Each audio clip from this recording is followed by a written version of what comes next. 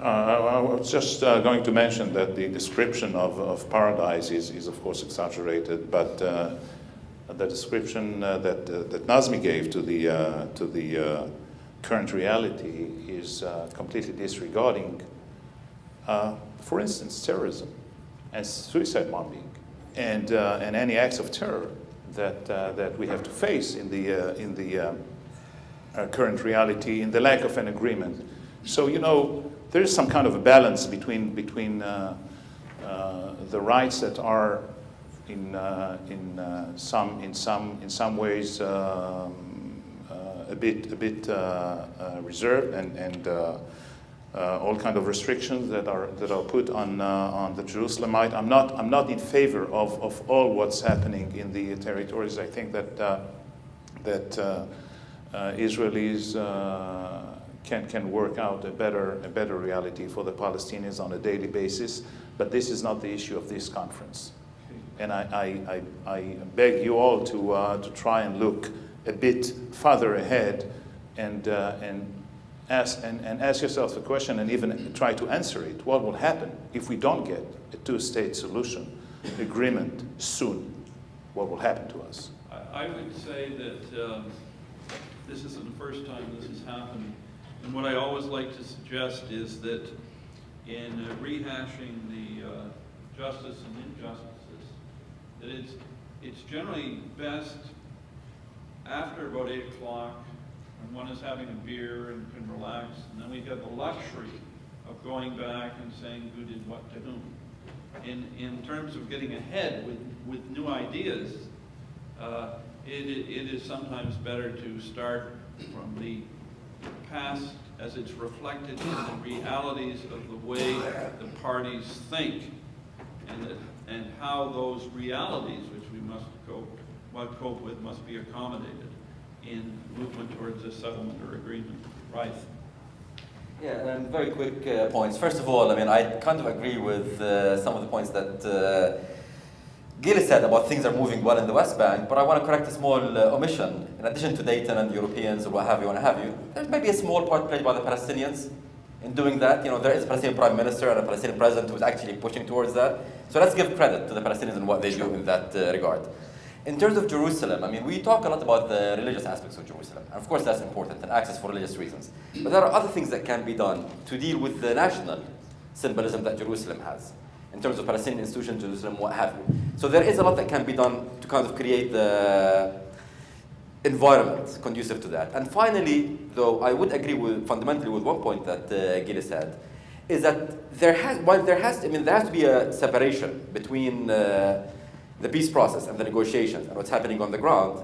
However, you also have to create mechanisms to make sure that things on the ground do not deteriorate in a way that makes negotiations impossible. And that's why it's important for negotiators, for the administration now, as they're setting up the proximity talks, to put a code of conduct.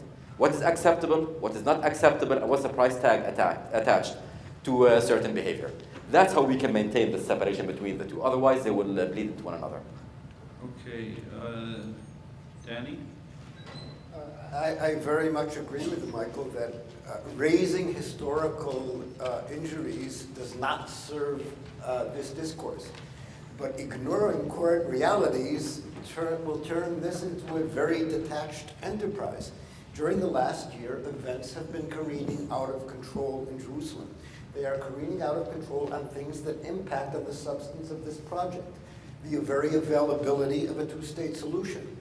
The morphing of a political conflict which can be solved and addressed by means of a special regime into a completely intractable combination of jihad, religious war, Milchemet Mitzvah, Armageddon, Second Coming, and then where are we going to be?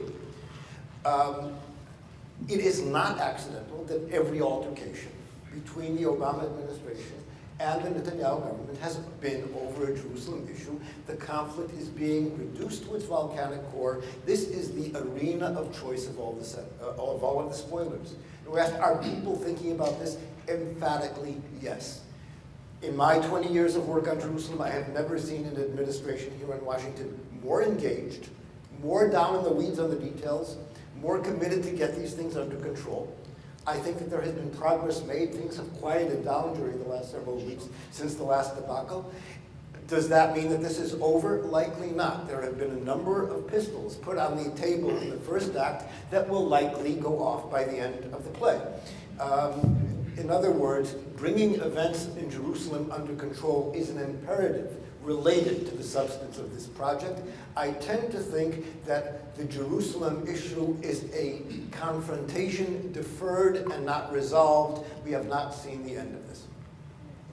Thank you. What I'd like to do now, at the risk of testing the patience of those behind the microphone, but I see slight smiles there, so I'm going to risk it, is call upon John de Chastelain and Roy Berlincat to talk a little bit about the factors that they thought were important in establishing a viable working security regime.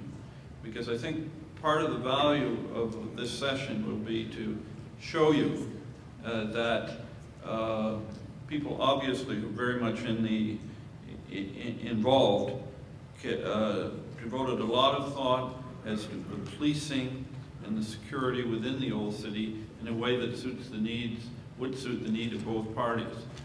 Just to repeat that John de Chastelain was the chief of the Canadian Defence Staff, ambassador to Washington here, and for many, many years has been the chief arms decommissioner in Northern Ireland, who worked with George Mitchell very closely for a long time.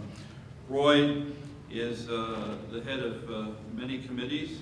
One that's very important right now, the military, what's it called, military? Military Police Complaints. Military Police Complaints Commission, and there are complaints. And this is serious because it involves the whole role of the executive of government vis-a-vis the legislature and the power of independent commissions to obtain information. Now, Roy was a deputy commissioner of the RCMP. He was one of the 3 persons that was in charge of the transformation of the Royal Ulster Constabulary into the current Northern Irish Police Force. So they both have a lot of security experience. Could you offer a few comments on what you think are the main aspects?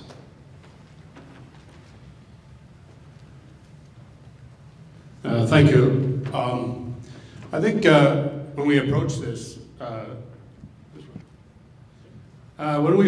we looked at it in the terms of, first of all, getting the cooperation of our Palestinian colleagues and Israeli colleagues on site. And that meant a lot of travel over there and getting in touch with people that had the police experience, the intelligence experience on both sides.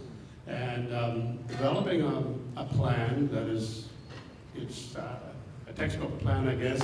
It's not a roadmap, it's not one that you would apply, but it is one that allows you to develop and work with. So the concept is an international police service, not a police force. Intentionally, we remove the word force because we're trying to change a culture here of a police service. It uses the concepts of most police services in North America and in Europe. We also looked at police services that are coming out of turmoil. We looked at East Timor, and we looked at Bosnia, and we looked at Northern Ireland, of course. And we developed on those terms. And we were very comprehensive in it. We went from what it should be doing in investigation, what it should be doing as a police service that is working with the people and for the people. We looked at the holy sites. We looked at the social fabric of the old city. We walked the walls, if you want to know the extent of our research. So I think if you look at it, it's very comprehensive into the training the new police service down the road. The attempt to change the culture, the thinking of what the police service should be doing for the people. I think I'll leave it at that. I'll let John handle some of the other context to it.